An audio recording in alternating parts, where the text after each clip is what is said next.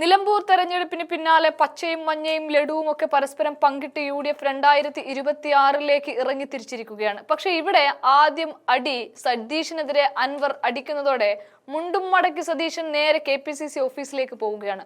കാരണം അൻവർ അടിച്ച അടി അത്ര കനത്തിലുള്ള ഒന്നായിരുന്നു. നിലമ്പൂർ തെരഞ്ഞെടുപ്പ് നടന്നപ്പോൾ കത്തി നിന്ന വിഷയങ്ങളിൽ ഒന്ന് അനന്തു എന്ന 10ാം ക്ലാസ്സുകാരൻ പന്നിക്ക് വെച്ച കെണിയിൽ ഷോക്കേറ്റ് കൊല്ലപ്പെട്ടതായിരുന്നു. അന്ന് ആ വിഷയത്തെ നിലമ്പൂർ തെരഞ്ഞെടുപ്പിന്റെ പശ്ചാത്തലത്തിൽ ആളിക്കത്തിക്കാനും കോൺഗ്രസിന് സാധിച്ചു. കേരളത്തിലെ സകല നേതാക്കളും അനന്തുവിന്റെ വീട്ടിലേക്ക് ഒഴുകിയെത്തി. VD സതീശനും KK ശൈലജും അടക്കം പാർട്ടി വ്യത്യാസമില്ലാതെ സകല നേതാക്കളും അനന്തുവിന്റെ മാതാപിതാക്കളെ കണ്ടു.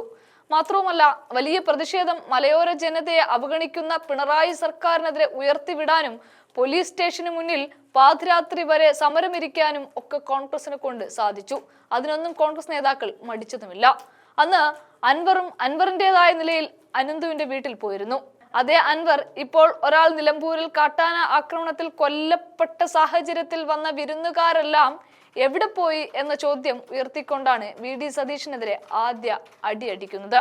വനവും വന്യജീവി ആക്രമണങ്ങളും എല്ലാം രാഷ്ട്രീയ നേതാക്കൾക്ക് അവരുടെ വിജയത്തിനുള്ള ഉപാധികൾ മാത്രമായിരുന്നു എന്നും അതിനുമപ്പുറം ആത്മാർത്ഥത ഈ വിഷയത്തിൽ നിലമ്പൂരിലേക്ക് വിരുന്നു വന്ന് മടങ്ങിയവർക്കുണ്ടാവില്ലെന്ന് തനിക്ക് തോന്നുന്നില്ല എന്നുമാണ് അൻവർ അഭിപ്രായപ്പെട്ടത്.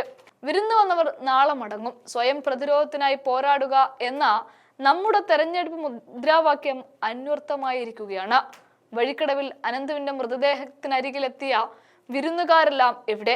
നിഷ്കളങ്കരായ ഒരു ജനതയുടെ ദൗർബല്യങ്ങളെ മുതലെടുത്ത ശേഷം 2026 അധികാര സ്ഥാനങ്ങൾ പങ്കിട്ടെടുക്കുന്ന തിരക്കിലാണ് അവരെല്ലാം.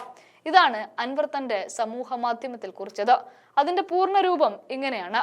കാട്ടാന ആക്രമണത്തിൽ വീണ്ടും നിലമ്പൂരിൽ ഒരാൾ കൂടി കൊല്ലപ്പെട്ടിരിക്കുകയാണ്. വാണിയമ്പുഴയിലെ ആദിവാസി യുവാവ് ബില്ലിയാണ് കൊല്ലപ്പെട്ടത്. വനം വകുപ്പിന്റെയും സർക്കാരിന്റെയും അനാസ്ഥയും തണുപ്പൻ സമീപനവും ചർച്ച ചെയ്യേണ്ടത് തന്നെയാണ്. പക്ഷേ അതിനെല്ലാം മുമ്പ് പറഞ്ഞു പോകേണ്ട മറ്റൊന്നുണ്ട്.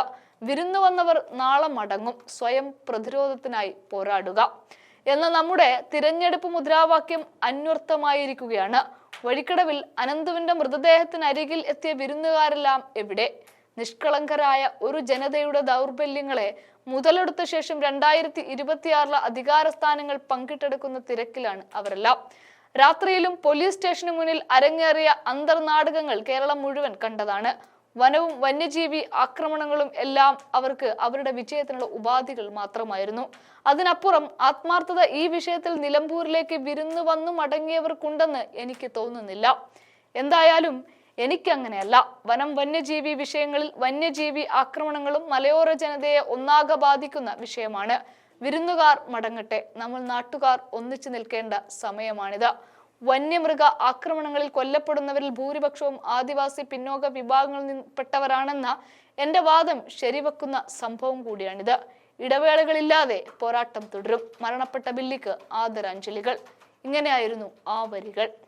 എന്താണെങ്കിലും സതീഷിനെതിരെ എടുത്തുപയോഗിക്കാൻ ഈ സമയത്ത് അൻവറിന് കിട്ടിയ ഒരു ആയുധമായി ഈ കൊല്ലപ്പെട്ട സംഭവം മാറിയിരിക്കുന്നു.